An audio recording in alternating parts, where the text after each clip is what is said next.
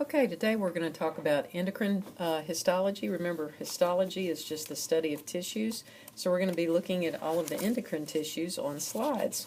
We're going to start first with the thyroid and parathyroid gland. And one thing that you're going to see when you start looking at this stuff is all of it usually looks like this, just a bunch of dark purple dots kind of screwed around together. So let's start looking for identifying factors that we can separate these out. Obviously, this tissue right here looks very different from this over here. This is what we call thyroid, and this is parathyroid. Remember, the parathyroid tissue lies on the posterior surface of the thyroid gland, so that's why they're so closely tied together here. But let's start first with the thyroid. If you look at it, it looks like a bunch of just big purple balloons or whatever, and each balloon is kind of surrounded by a layer of cells. Let's look at it a little closer up. You'll see this layer of cells here going around. That makes one, what we call a follicle. Now, a follicle is just a way that we store inactive thyroid hormone, and that's stored inside this follicle in this pink space here called the colloid. There's the word right there, colloid. And colloid is actually thyroglobulin, which still you've got to go in there and you have to add iodine to it to make it into the active thyroid hormones T3 and T4, but this is just a storage form for the thyroglobulin. Now you've got this single layer of what we call follicular cells that surround it, and that's what makes the colloid, is all these follicular cells, and then we store it in here. So you've got one follicle there, there's a follicle there, there's a follicle there, so you have all these follicles. And then the other thing that you have here is these large cells right here, like see those there, and then that group there, and then over here. These cells are called your extrafollicular cells, meaning extra meaning outside the follicle, or parafollicular cells, which would be by the follicle, or sometimes they're even called clear cells because they stain lightly. These cells secrete the hormone calcitonin. And remember, calcitonin is going to tone down or lower your blood sugar. So that's pretty much what you need to know about the thyroid. So you recognize this as thyroid tissue, recognize each one of these as a follicle, recognize this layer of cells as follicular cells. So all of these are just follicular cells. Recognize this as colloid, which is the inactive form of the thyroglobulin. And then you have the extrafollicular cells, also known as parafollicular or clear cells, that secrete calcitonin, and that covers your thyroid. Then if you look by the thyroid, you're generally going to see this other tissue here, which is parathyroid gland, and again, it looks just like a bunch of purple dots. So let's look at it a little bit closer up. All of these little purple dots, and then an occasional blood vessel in here, but all of these little purple dots are known as chief cells. The chief cells secrete the hormone parathyroid hormone. This is the parathyroid gland, so it makes parathyroid hormone. And parathyroid hormone is an antagonist to calcitonin. So it's going to increase your blood sugar when it's released. So just know when you see a bunch of purple dots in a blood vessel that is usually located by thyroid tissue, it's going to be parathyroid hormone. All the purple dots are chief cells, and the chief cells secrete the parathyroid hormone. And that's pretty much all you need to know about that gland. All right, the next gland you come to is the thymus gland. Remember, we studied that when we talked about the immune system. The thymus gland is a school for lymphocytes. It helps them learn to recognize self from non-self. So they have to learn how to recognize antigens. Well, when you're looking at the thymus gland, basically you're going to see these lobules that are separated out. So there's one there, there's one there. And so that's going to be a key that, I'm looking at the thymus gland because I see all these different lobules. Another key is you're going to see dark tissue and lighter tissue. And we call this darker outer edge the cortex, and then this lighter center here is going to be the medulla. Let's look at this a little bit closer up. You'll see on the cortex you have all these dark purple cell nuclei, and then you have a bunch of dark purple cell nuclei in the medulla. They're all lymphocytes. They're just more densely packed in the cortex and less densely packed in the medulla. And again, they're all trying to learn self from non-self. So then you see these little smeary things in here, kind of look like hurricanes. If you look at them up close, they look a little kind of smeary like that. Let's look at one here. They're called Hassel's corpuscles. And we don't know the exact function of Hassel's corpuscles. We just know that they're in the medulla of the thymus gland, and they somehow recognize or help these lymphocytes all around here learn to recognize self from non-self antigens. So on the thymus gland, basically just know you've got the lobules, you've got the darker staining cortex, the lighter staining medulla, which also has these Hassel's corpuscles in it. And all of the cells of the thymus are typically going to be lymphocytes that are in school learning self from non-self. The next gland we come to is the pituitary gland, and the pituitary gland is also known as the hypophysis cerebri. Well, it's divided into two distinct sections. You have this, again, a bunch of dark purple cells here called the anterior pituitary or adenohypophysis, and these kind of pink smeary cells over here known as the posterior pituitary or the neurohypophysis. Let's start by talking about the adenohypophysis or the anterior pituitary gland. When you look at it a little bit closer, you're going to see that it looks like there's some lighter cells and some darker cells, and if you look even closer, you're going to realize that there's three different cell types. You have what are called the chromophobes or color phobic, afraid of color staining cells. Those are the chromophobes. Excuse me. The chromophobes release the hormone ACTH. Then you have the chromophils or color-loving cells. You have acidophils, which stain pink and acidic, and the basophils stain dark purple or blue. Well, the acidophils are going to be releasing growth hormone and prolactin, and the basophils are going to be releasing TSH and FSH.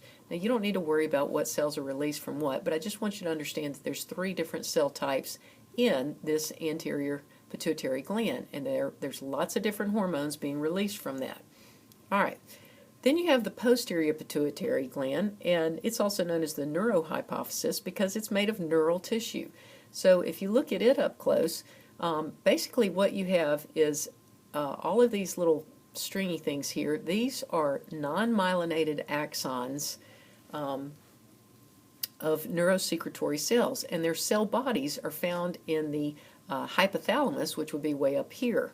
And so the cell bodies are here in the hypothalamus, and then they come down into the posterior pituitary gland, and that's where they release two different hormones. You release oxytocin and ADH from these posterior pituitary cells. The only cell types that you also see in here besides blood vessels are going to be these pituocytes or pituitary cells. So these are kind of the supporting cells of the pituitary gland. They kind of act like the neuroglia cells in the central nervous system. So they are just there for support function. So the only other cell that, or the only other hormone that comes from the pituitary gland is going to be the melanocyte stimulating hormone or MSH. And that's going to be released from this thing right here known as the pars nervosa. We're not going to get real hung up on that. I mainly want you to know anterior pituitary gland and posterior pituitary gland. Know the three different cell types in here. You've got your acidophils, basophils, and chromophobes. And then in your posterior pituitary gland, be able to recognize that and know that the different things you'll see in here are going to be the pituocytes, and then all of these little stringy things are just your non-myelinated axons. Okay? Then the next gland we come to, excuse me, is the adrenal gland. And the first thing you're going to see about the adrenal gland, and sorry about this slide, it is not showing up well on there. I don't know why. But the adrenal gland is made up of several different layers. You have this outer capsule, which is basically connective tissue that just kind of holds it together. Then you have this layer here, which is composed of three layers. This is the cortex. The first layer of the cortex is known as the zona glomerulosa. And the zona glomerulosa is actually secretes the what we call mineralocorticoids. That hormone is aldosterone. Aldosterone is the hormone that regulates your sodium and potassium function in your cells. Then you have the zona fasciculata, which is the next layer of the cortex, and that releases what we call glucocorticoids, and the hormone is cortisol. Cortisol helps regulate your glucose metabolism, hence the name glucocorticoids. And then finally you have this third layer of the cortex known as the zona reticularis. The zona reticularis releases what we call gonadocorticoids, and we know gonads are the ovaries and the testes, so this releases your sex hormones, estrogen, progesterone, and testosterone. And then finally you have the medulla, which is the very inside or inner layer of this gland, and it has lots of blood vessels, which you can vaguely see here, not really because the slide's so crappy, but the medulla is made up of what we call chromaffin cells, and these chromaffin cells are just modified neurons, and they actually secrete epinephrine and norepinephrine. So they're tied in with the sympathetic nervous system, and you'll learn more about that in the lecture. So these release epinephrine and norepinephrine when you have sympathetic stimulation. If you look at a slide here that's maybe a little bit clearer, you're going to see the connective tissue capsule. Then you have the three layers of the cortex, which are the zona glomerulosa, the zona reticularis, or excuse me, fasciculata, and then the zona reticularis. And those are real easy to pick out. The zona glomerulosa just has these little blobs. The zona fasciculata has these straight cords of tissue, and then the zona reticularis is kind of vague. And then down here you would have the medulla, which is full of those chromaffin cells that are releasing the epinephrine and norepinephrine. Okay? Then the next gland that we're going to come to is the pancreas, and the pancreas is unique because it is mostly an exocrine gland. Remember, exocrine glands are going to release their secretions into a duct, and so that's what you see right here. These are pancreatic ducts, and you might say, well, gosh, those kind of look like blood vessels. Well, let's look a little closer.